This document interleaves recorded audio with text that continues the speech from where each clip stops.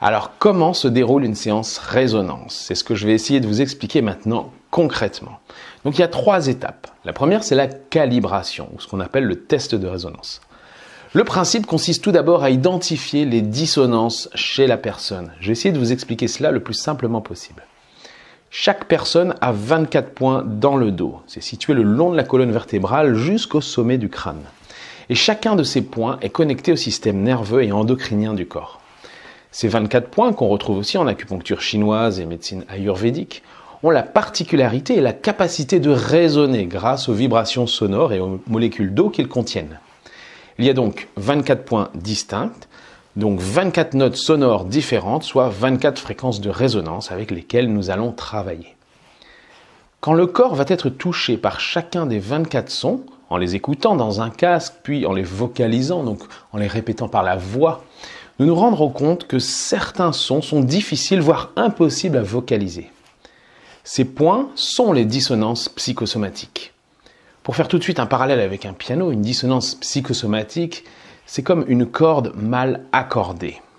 Même si vous jouez bien chaque note de la mélodie, de la partition, eh bien le résultat global sonne mal car les notes sonnent fausses, ce qui enlève à la musique toute l'émotion qu'elle aurait dû créer, son harmonie originelle.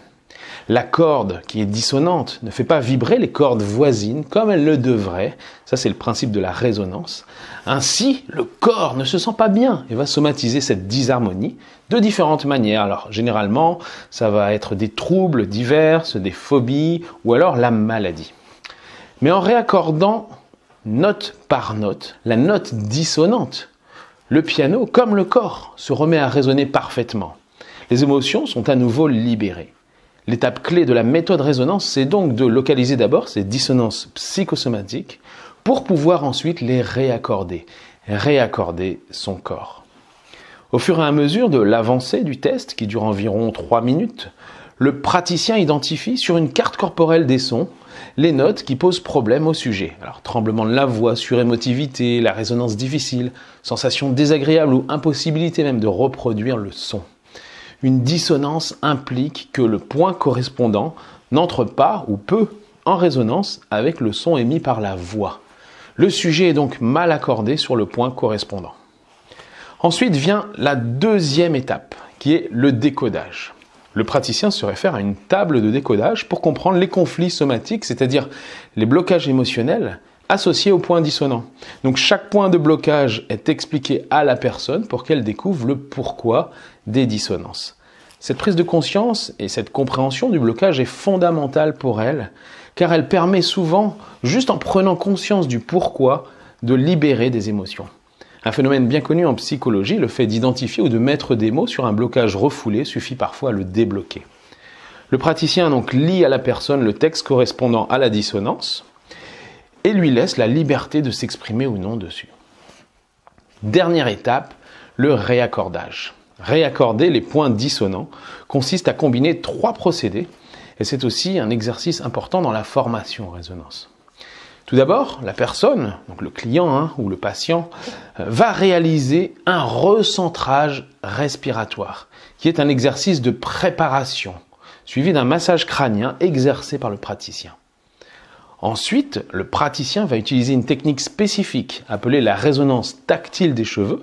Alors cette technique consiste à créer des vibrations dans le crâne en faisant résonner les cheveux avec le pincement et le glissement des doigts. Exactement comme si on utilisait les cheveux comme des cordes d'un violon et les doigts du praticien comme un archet.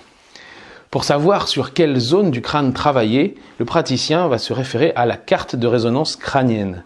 Donc c'est une carte qui établit des correspondances entre les points du corps et le crâne. Pour terminer, le praticien diffuse une musique spécifiquement élaborée pour chacun des points dissonants. C'est le principe de mise en résonance mutuelle. Les notes présentes dans cette musique sont calibrées sur les émotions dissonantes et vont permettre à la personne de se réapproprier ses émotions et au corps, aux neurotransmetteurs, de se réorganiser sur les bonnes fréquences.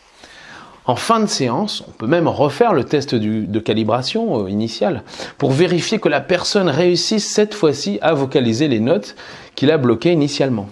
Si elle réussit, le point correspondant au conflit est alors bien réaccordé. Et s'il subsiste un blocage plus profond, il faudra peut-être alors réaliser une nouvelle séance complémentaire. Généralement, 1 à 3 séances suffisent pour corriger une majorité de troubles et pathologies courantes et libérer les émotions bloquées chez la personne plus vite et plus profondément.